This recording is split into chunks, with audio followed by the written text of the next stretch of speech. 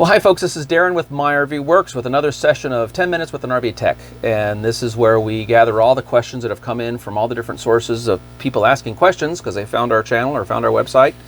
And this is where they ask us questions, and this is an opportunity where I can spin to answer those questions. So that's what's going on here. So the first question is coming from Al. Now Al, he watched my video diagnosing an RV air conditioner that's not cooling. And would the compressor, here's Al's question, would the compressor run with low Freon? And I would say, if you're specifically asking the question, would the compressor run with low Freon? Yes, it would, because the compressor is basically a motor. And so if you energize that motor, yes, it's going to run. But if there's no Freon in the system, there's not going to be any cooling. What the Freon's doing is it's a gas. Well, it's a liquid that vaporizes into a gas. And as it vaporizes into a gas, it's absorbing heat on anything that's touching the metal. And that's why we run the air through the absorber fins up in your air conditioner. And so if it needs to be under pressure, and if it's lost that pressure, then the Freon is not absorbing anything. There's no pressure there. So hope that answers your question. So if the compressor would run with low Freon, it would run because it's a motor, but there's no Freon, therefore you would not have cooling. Okay? Next question is from Anthony. Anthony watched a video where I was working on a converter, and Anthony's question is, can you add 2 converters? And my response to that is, you could do whatever you want to, but I don't know why you would. But let's take a moment and dive into that question a little bit. Are you asking about 2 converters, or are you asking about 2 chargers? A converter's job is to take the 120 volts and convert it to DC 12 volts. Period. That's the converter's job. The charger's job is to take the 12 volts and feed it into the battery in the bulk, float, and absorption. I got those backwards, but bulk, absorption, or float deal. And then some of your chargers do equalization. I've got a whole video on batteries there, and we'll probably do more because there's a lot more that we can talk about on batteries. But anyway, so you would really only ever need 1 converter because you're only having one 120 volt power source. I hope. That's, if you don't, you're going to be bucking phases. So you really should only have one single 120 volt power source, and then you would only need 1 converter to convert that 1 power source into one 12 volt DC power source. So there's no point in having 2 of those. Could you have 2 converters? Not recommended. Could you have 2 chargers? Not recommended. Why? Why would you not want 2 battery chargers? Because these battery chargers, if they have any kind of intelligence to them at all, they're monitoring the voltage going to that battery. And it's getting a feedback on the voltage feeding that battery. Unless this is the old buzz box like we had back in the 80s on the golf courses. Yeah, I was an 80s child, and we used to reappropriate the golf carts and take them on an evaluation drive around the golf course until the batteries died. Yeah, I'm that guy. Sorry. Oh, it was a blast when you're like 16 years old. Well, no, gosh, younger than that. Anyway, I digress.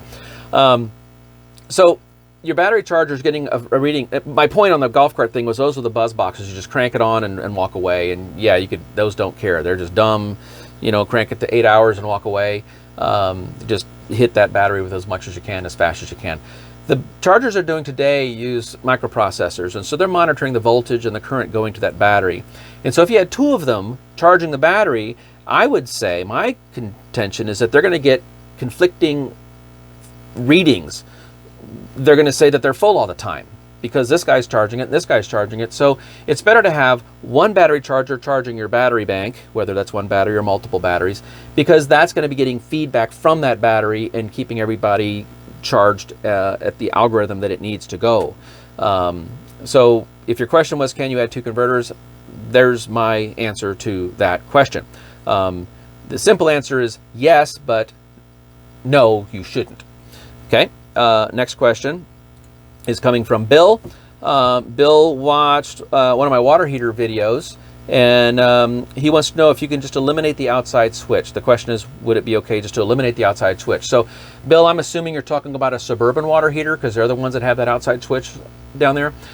Yes, you can. It's a $12 switch. They're easy to replace. I use that little pick tool that I've got to kind of pry in there and pop that thing off.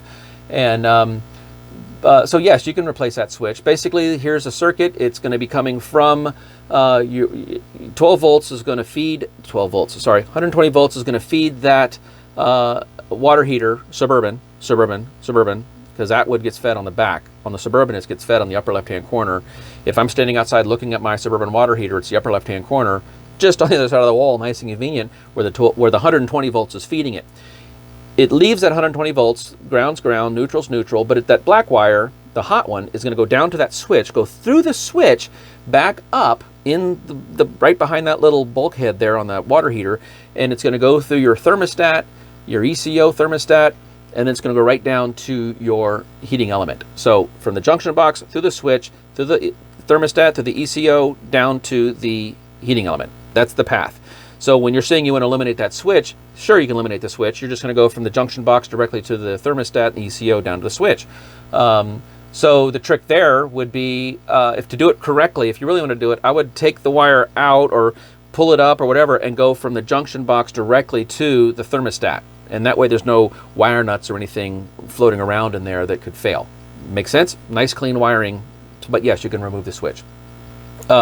Now the DOT might have an issue with you doing that, but technically that's my answer. Okay, next question. I've got 3 minutes left, guys. Bryant has a question. He set his furnace to 70 degrees, so I'll finish up on this one. Okay, so he set his furnace. Ooh, okay, yeah. Okay, so this is a good one. This one's a video that I did on that thermostat, that little small square Dometic thermostat that everybody hates to love, and they're maddening because the air conditioner turns on and off when it goes from high to low speed. So basically, that's the video. And so here's his question. He sets his furnace to 70 degrees using that thermostat. The unit runs fine until the temperature is reached. Okay, so I guess inside this RV it gets to 70 degrees. Then the furnace turns off and it never turns back on again, regardless of the drop in temperature. Now, if he turns the thermostat off and turns the thermostat back on again, the furnace will restart. Any suggestions on where to look? Okay. Yes, I have some suggestions. Those are troubleshooting problems I love. I really enjoy those because it's like a jigsaw puzzle or something. You really have to solve that problem. Okay, I got 2 minutes to go on this. My first point, I'm going to make a note here. I'm going to make a link to the video I'm referencing, because in that video, watch the video if you want to, but below the video, I took some time and created the description on that. If you have one of those little square single zone thermostats from Dometic, and they have the contact of touch kind now, and there's one that's Bluetooth, but it's the same concept. There's a couple buttons you can push and you're going to get into the diagnostics mode on that thermostat. And in the description of that video is where I give you all the information on what the codes mean. If you go into the diagnostics mode, you can cycle your furnace on and off through the diagnostics mode. Okay, I think it's code 5 or something, but it might be 4 or 6, I don't know. But you can cycle your furnace on and off using that thermostat. If that works, then that's telling you that the thermostat is communicating to the box up in your air conditioner, and the box up in your air conditioner is communicating to your furnace. If you do that diagnosis. The other thing I would check is take your meter, go down to your furnace, and this is not true for a Coleman, because Coleman furnace, the furnaces are furnaces and air conditioners are air conditioners, but the way Coleman wires their air conditioners from the furnace and the way Dometic wires their air conditioners from a furnace is different. On a note, you know what, this video might go long, but I want to make sure I hope you're not going to get mad at me because I go a little bit long. I got 30 seconds to cover a couple things I want to talk about on this. So it might go a little long, so it's going to be 12 minutes with the tech, okay? But let me just cover this if you're watching this. On a Coleman air conditioner, his question involves a Dometic thermostat, but let me go there because I got this, so let's do this. On a Coleman, so you have your, breathe. Okay, on a Coleman controlled air conditioner, Coleman thermostat furnace, typically what I've seen is the fuse for 12 volts is going to feed the furnace. The furnace will then feed the Coleman thermostat. The Coleman thermostat will then make all the decisions on what to do. And it will send 12 volts from the thermostat back to the furnace, or it will send 12 volts up to the air conditioner, telling the, I think it's the gray wire is fan speed and the green wire is fan speed, the yellow wire is compressor, and it will send these 12 volt signals all over. Wonderful. Okay, so that's Coleman. Now, back to the question. He has a Dometic single zone thermostat. The furnace will start the first time, but it won't start subsequent times until he turns it on and off. So my first suggestion is to go into diagnostics mode. You don't need any tools for that. You just need to watch that video. Don't watch the video because I don't cover this in the video, but in the description I cover it, and figure out the buttons you have to push to get into the diagnostics mode and cycle your furnace on and off. That will tell you confirmation that your furnace is in fact communicating with your box up in the roof and your air conditioner, and the box is communicating to your thermostat. Now, the other thing I would want to prove is, this is where you need a meter. Go to your furnace, and there's two blue wires that are on the furnace itself. Now, they change color as soon as they leave the furnace. The manufacturers are going to use different colored wires. I've never seen a manufacturer use two blue wires all the way through. But at the furnace itself, when you gain access to the furnace, you're going to see two blue wires. One of those wires is going to be 12 volts hot all the time, and he's the one that's going to go up out into the world, and then your thermostat, and this is where I went into the Coleman Dometic changes, their difference. But anyway, the other wire is going to come back hot, okay? Coleman's going to come back hot from the thermostat. Dometic's going to come back hot from the box up in the air conditioner. So when your furnace isn't starting, I would be very curious to see if I've got power on that blue wire, okay? If I have power on that blue wire coming back to my furnace from the air conditioner when there's a call for heat, then you have a problem with your furnace, and there's not a problem with your air conditioner.